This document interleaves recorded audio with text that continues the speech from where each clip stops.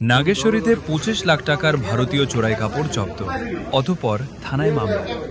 হামার নাগেশ্বরী ডেস্ক। নাগেশ্বরীতে বিশেষ অভিযান চালিয়ে প্রায় ২৫ লাখ টাকার ভারতীয় চোরাই প্যান্টের কাপড় জব্দ করেছে থানা পুলিশ।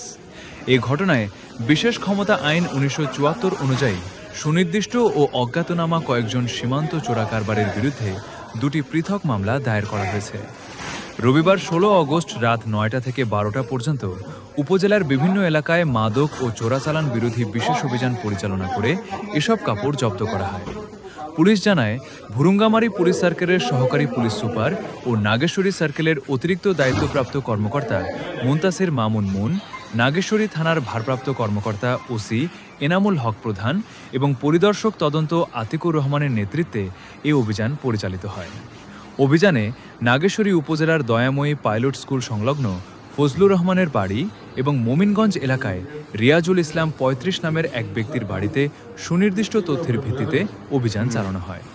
এ সময় মোট ২৬৮ পিস থান কাপড় জব্দ করা হয়, যার আনুমানিক বাজার মূল্য ২৫ লাখ টাকা।